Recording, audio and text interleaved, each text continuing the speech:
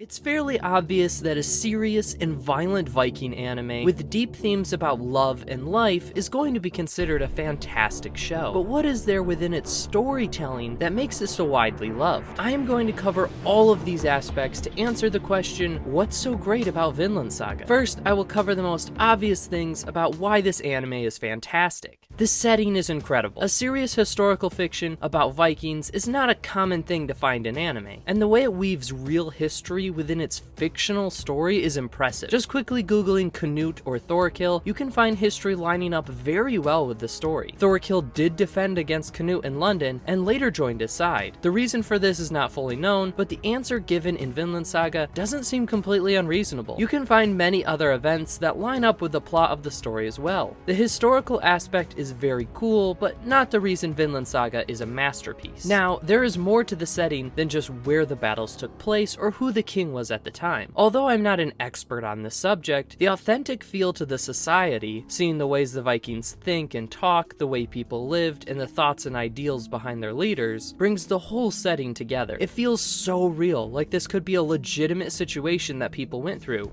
because partially it was. That leads to the realistic nature of this anime. Realism isn't necessarily important for a good story, but it is for Vinland Saga. A major reason Vinland Saga is so beloved is because its plot, and more importantly its characters, feel so real. They have motivations so we can understand what they're doing, but at the same time, there's a lot of subtlety to them. For example, in the ending of season 1, Askeladd is given a choice between betraying the man he supports to be king, or letting King Sven destroy his people in Wales. However, he chooses to sacrifice himself by killing the king right in the open in front of everyone. It's an epic moment, and we understand his reason to do this. However, there is something more important that happens after this when he is defeated by Canute. Thorfinn runs to his side, angry that he was going to die and not by his hands. But Askeladd doesn't show hatred towards the boy, and he doesn't ignore him either. Instead, like a father, he admonishes Thorfinn to lead a better life than his had been, to not live by the sword and move past his hatred. But why does he do this? Earlier, it's understandable that he would try to get Thorfinn to get over his lust for revenge, so he wouldn't have to duel him anymore. Askeladd knew that he would lose eventually as he grew older while Thorfinn would be in his prime, but there's no benefit for him to say these things at this point. So Askeladd cared about Thorfinn?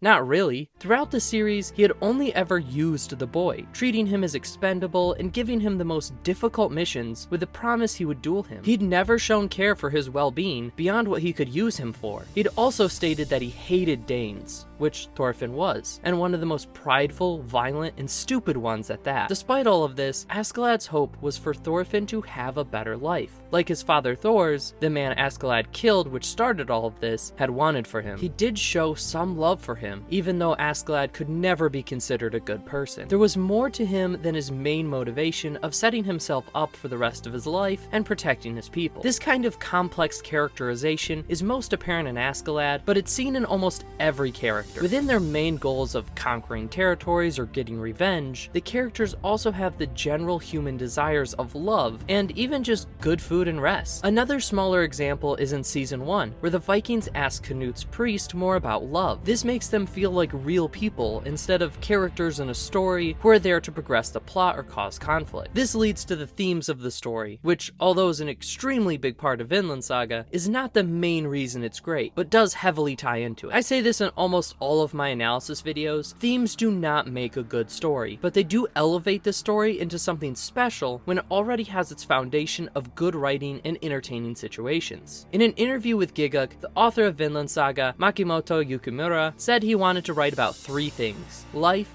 death, and love. This seems extremely broad as that encompasses humanity itself, but this is just another reason for its realism. Everyone has experienced life, death, and love to some extent, so it's incredibly easy to latch onto its underlying meaning. Yukimura also mentioned in that interview that he started with wanting to write about these things, then went backwards, settling on 11th century Vikings as the best way to express it. As such, Vinland Saga is focused heavily on its themes. The most apparent is the hope of moving forward and making life better. Far, far to the west, across the sea, there's a land called Vinland. It's warm and fertile, it's a faraway land without slave traders and war. Come live there with us someday. Although the story is about literally going there after season 2's ending, it's also about hope. These lines are used multiple times in the series, but they are most often told to people on their deathbeds. They will never see Vinland, but the hope and comfort of living peacefully with people who care about or love you is the point. Beyond this, there are many other themes that aren't as prominent but show up throughout the story, especially in important moments. Is fighting ever okay? What is being a true warrior? And the meaning of real love or unconditional love are all throughout the story. I want to go into more detail about that in an upcoming video, but the really special reason why the themes work so well ties into what is the best part of the show in my opinion. Although many questions are asked, none of them are given hard answers. Instead, the author explores these themes through the characters and their decisions, especially in season 2. Canute choosing to rebel against God to create a paradise on Earth, and Thorfinn's completely pacifist approach aren't shown as right or wrong, but simply two different viewpoints by two different men. In fact, showing one as a villain and one as a hero would contradict one of the main messages: no one is my enemy. Through the choices they make because of their ideologies, we get to see a clearer picture of the message Yukimura is trying to convey. This is the best part of the anime, and what I think makes Vinland Saga so great. Although the philosophy of the characters, which heavily ties into the themes, are a big focus and very interesting, it's the choices they make that give us both understanding of the themes and entertainment within the story. Although it's not as obvious in the first season with the constant war and battles, the importance of choice is still very present, and in Askeladd especially. The first season is obviously very interesting because of the Viking battles, watching Thorfinn grow into an expert killer, and seeing the royal politics, but the best moments all came down to characters' choices. Thor's choosing not to kill, Askeladd and Thorkill choosing to follow Canute, and of course Askeladd's biggest choice of beheading the king. An incredible thing from season 1 to season 2 is that Askeladd prepares Thorfinn for the role of main character. Askeladd acts as the main character of season 1 and has his complete arc. All the choices are up to him because Thorfinn gave in completely to his rage. He only reacted to his situation, and everything he did was just to fight Askeladd one more time. When Askeladd dies, Thorfinn has lost everything. He's taken into slavery and has no ambition because his hatred is gone. Then another slave is brought to help him, and he learns and grows through his encounter with Einar. The situation on the farm builds up to show us many aspects of this life, but in the end, it all leads to the choices of the characters. Canute sets up Kettle and starts a battle because of a choice. Then Kettle perpetuates the battle because of his choice. And finally, Thorfinn ends the entire conflict, convincing Canute to return home because of another single decision. The philosophy and themes are all interesting, but mean nothing until they are actually put into action. Thorfinn has a theory that there are other ways to settle conflicts without resorting to violence. And when he makes his choice, we get to see if that's true. Canute has a different idea to create peace, and we also get to see how his choices turn out. This is all very broad and mostly talking about the end of season 2, but throughout the season, every decision made is so important, and it always feels like the characters have real options. It's unpredictable because there's not an obvious choice to progress the story, and it feels very realistic because of the care and thoughtfulness put into the personalities and desires of the characters. Because of this, there's so much weight put on the decisions of everyone in the story, from big decisions like attacking the antagonistic farmhands, which could get them executed, or choosing to help a runaway slave who is a murderer, to small ones like helping out the old master. The show makes each choice matter, which makes it very entertaining, because what will happen is heavily dependent on what they decide to do, so it feels like it could go anywhere. This doesn't just happen with our main characters, but even with our side characters and antagonists. Making a choice to make things better, even as Thorfinn said, not a single good thing has happened to me in my entire life, is both a theme and an extremely well-written storytelling aspect. To me, this is the best part of the show. One moment sticks out to encapsulate this point. The battle is going on at the end of season 2, and Arnheid had just died from her wounds inflicted by Kettle. Thorfinn is now a free man and has no connection to the farm. In fact, the farm owner had just killed his friend, so he actually has a good reason to hate Kettle and hope his farm is destroyed. He has the opportunity to just leave with Leif Erikson, but instead he makes the choice to go straight to the dangerous invaders and simply talk to Canute and reason with him to go home. It's so powerful that Thorfinn didn't didn't need to do this. But through it, he became a true warrior, still fighting, but not with violence and not for his own self-interest. The development of Thorfinn and his relationships with those around him all led to the choices that encapsulate the realism and the themes, while the tension is amplified within its brutal and barbaric setting. All of this works together to create some truly entertaining storytelling. It's surprising, exciting, and emotional while having weight to it and feeling realistic, all because of its focus on choices. And that is what I think is so great about Vinland Saga. Thanks so much for watching. Check out this video on the end screen where I compare every version of Trigun, or I have all my analysis videos like this one in a playlist here. Another Vinland Saga video will be coming out soon, and a link to the Makoto Yukimura Giguk interview is in the description. Ciao meow!